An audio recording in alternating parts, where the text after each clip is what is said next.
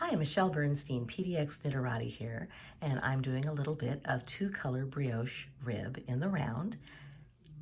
I'm doing this continental style, which is not my natural style, so it's a little bit awkward, but I wanted to show you what to do when you come to the end and beginning of a new round. That is probably the most confusing part for any new brioche knitter.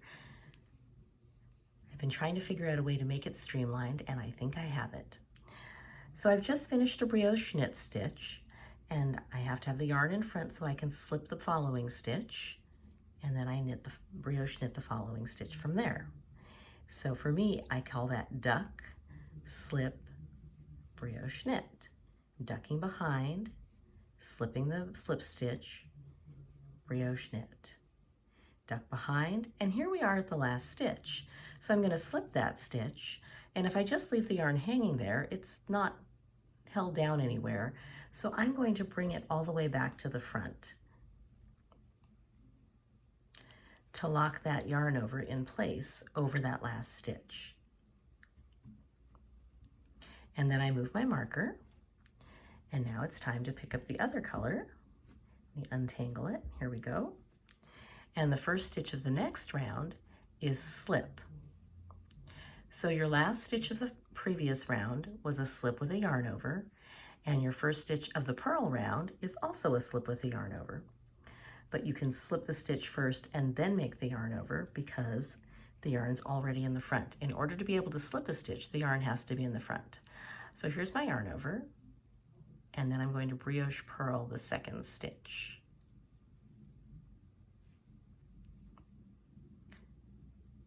Slip, yarn over,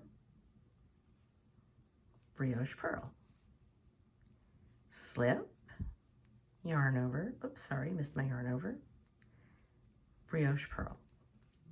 And we do that all the way around the round.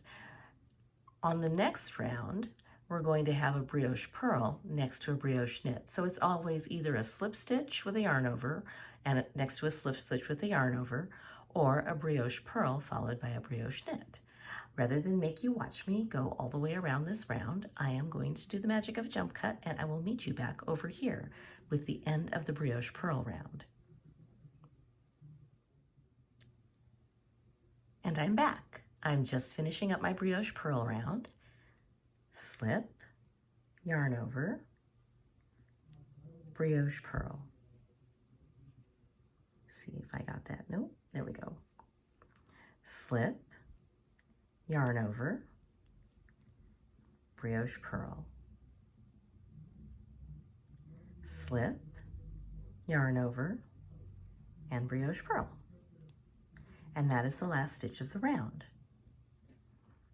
I'm going to leave my old yarn in the front, the dark yarn, and I'm going to pick up my new yarn. Now when I brioched purled, it released that yarn, the light yarn, and it needs to go to the back. So I'm just going to put it in the back because that's where we need it for the brioche knit round.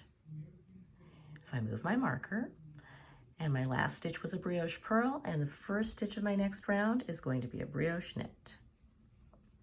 And then yarn forward, slip, brioche knit. Yarn forward, slip, brioche knit.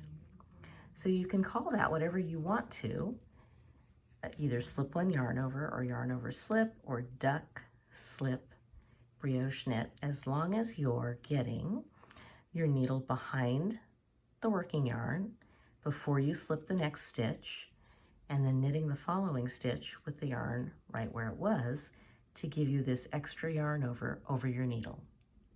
And that's it.